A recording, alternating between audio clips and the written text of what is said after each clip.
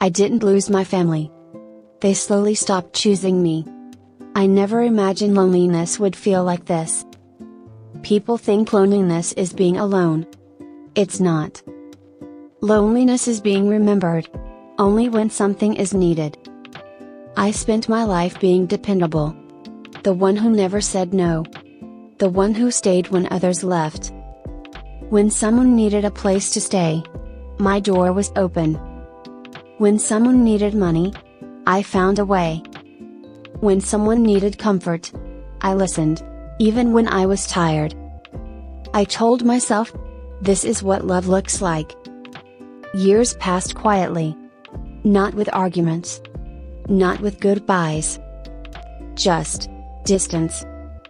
Phone calls became shorter. Visits became rarer. My name became something people said only when it was convenient. I noticed it one afternoon. I had baked a pie. Not for a reason. Just because I missed hearing voices in my home. The pie went cold. No one came. That's when I realized something painful. I had been important. But never irreplaceable. They loved what I gave. Not who I was. I was the babysitter. The backup plan. The emergency call. But never the first choice. I don't blame them. I taught them this. I taught them that I would always wait. That I would always understand. That I would always forgive. So they learned. They didn't have to stay. Now my days are slow. I sit by the window, watching lives move forward, without me in them. I replay memories, where I mattered. And I ask myself a question, that hurts more than anger ever could. If I stopped being useful, would anyone still love me? I used to believe, that if I stayed kind long enough, someone would eventually notice.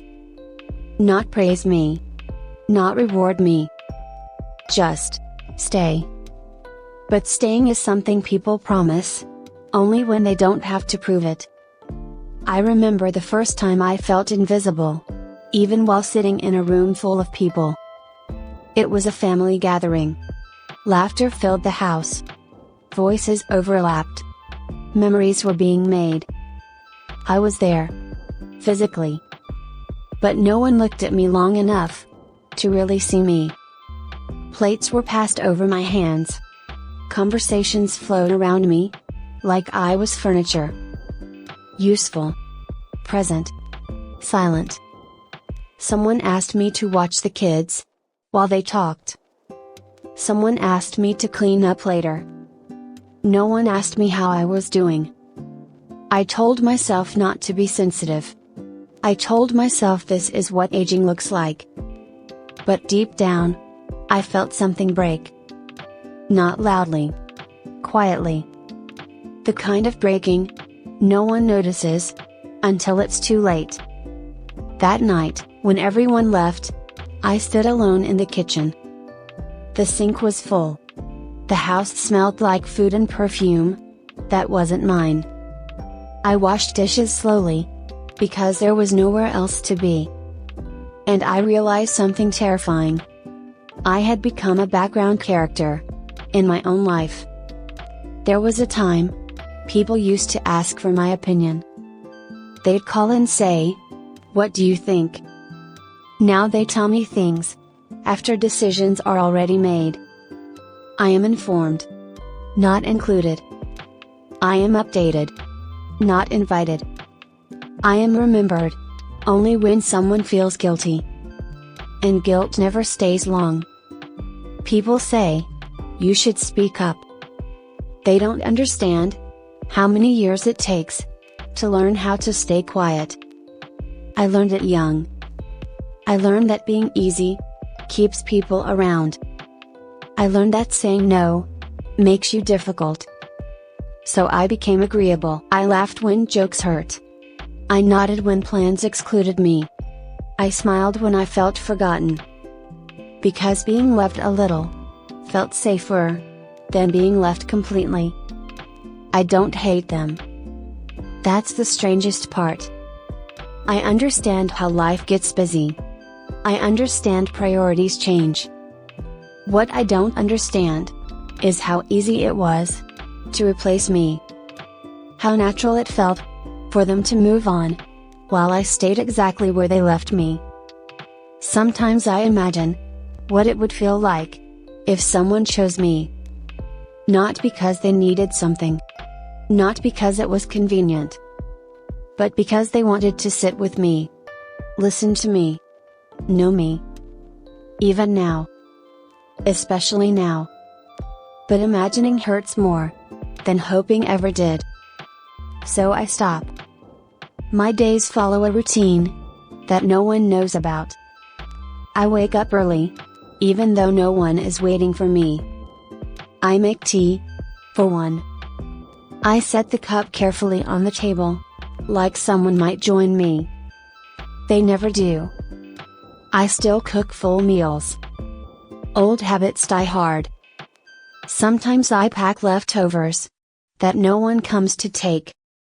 I throw them away quietly, so the trash doesn't feel heavy with guilt. The hardest part of aging isn't the pain. It's the realization that the world doesn't need you the way it once did. And worse, it's being okay with that on the outside, while breaking slowly on the inside. I sit by the window every evening, not waiting for anyone specific, just hoping the day won't end without someone choosing me. There are moments when silence becomes so loud it feels like it's pressing against your chest. Not screaming, not begging, just reminding you that you are alone. I used to think being alone meant freedom. Now I understand it means being unseen. I remember the last time someone told me they missed me. I replay it often because it doesn't happen anymore. They said it casually, like something they almost forgot to say. Not enough to come visit. Not enough to stay longer on the phone. Just enough to ease their conscience. I've been busy, they said. Busy is the word people use when they don't want to explain why you are no longer a priority. There was a time my name meant comfort. Now it's a reminder of obligation. I hear it in their voices when they finally call. Rushed. Distracted. Already somewhere else. They ask, "Are you okay?" But they don't wait for the answer. So I say yes. Because saying no would require them to care. One afternoon, I fell. Nothing dramatic. Just a small slip in the kitchen. I sat on the floor for a long time. Not because I couldn't get up, but because I wondered how long it would take for someone to notice. The answer scared me. So I stood up alone. Again. Aging teaches you strange lessons. It teaches you that pain is quieter when no one expects you to complain. That tears fall softer when you wipe them quickly. That needing someone is dangerous when everyone has moved on. I look at old photographs sometimes. Not because I miss the past, but because in those pictures, I mattered. People stood close to me. Their hands touched mine. Their eyes looked at me like I belonged. Now they stand far away, even when they're near. I wonder when it happened. The moment I became optional. Was it when I stopped saying yes fast enough? When I stopped being useful every second? When I needed rest instead of offering help? Or was it simply time? There's a strange kind of grief that comes from being alive, but already left behind. You don't get sympathy for it. People say, "At least you have memories." They don't realize, memories can feel like punishments when they're all you have left. I don't want grand gestures. I don't want apologies. I just want someone to choose me, without needing a reason. To sit beside me, and not check the time. To listen, without planning their exit. Sometimes I practice conversations that will never happen. I imagine saying, "I'm tired. I need you. I feel forgotten." But the words stay in my throat. Because I know how the story goes. People promise to do better. And then life continues, without me in it. So I stay quiet. Not because I'm strong, but because I've learned what happens when you ask too much from people who already left. At night, I turn off the lights slowly. Not to sleep, just to sit with the dark. Because the dark doesn't expect anything from me. It doesn't rush. It doesn't leave. It stays. And sometimes, that's all I want. Someone who stays. There is a moment when hope doesn't shatter. It quietly steps aside. Mine came on a Sunday. Sundays used to mean something. Noise. Plans. People passing through my home. Like I was the center of their world. That Sunday, I woke up early anyway. I ironed a blouse. No one would see. I set 2 cups on the table. Out of habit. Then I realized, there was no reason to rush. No one was coming. Later that day, my phone rang. My heart reacted. Before my mind could stop it. I sat straighter. Smoothed my hair.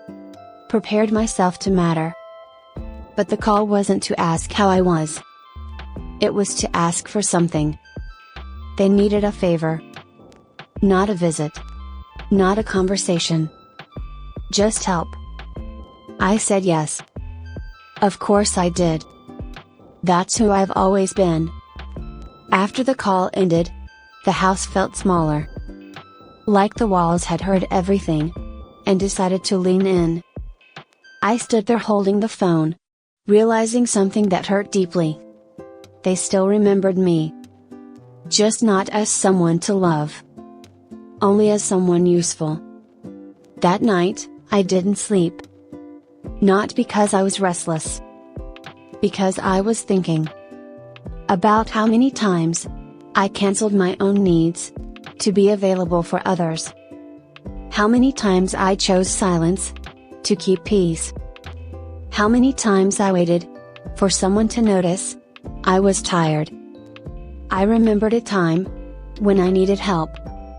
Not much. Just someone to sit with me during a long appointment. I asked gently. They hesitated. Checked schedules. Sighed. And said, "I'll see what I can do." They never did. I went alone. And I didn't ask again. That's when something changed in me. Not anger. Resignation. The quiet acceptance that my role in people's lives had been clearly defined. Give. Support. Disappear when not needed. People think aging makes you bitter. It doesn't. It makes you honest with yourself. It shows you who stayed and who just passed through. I stopped offering as much.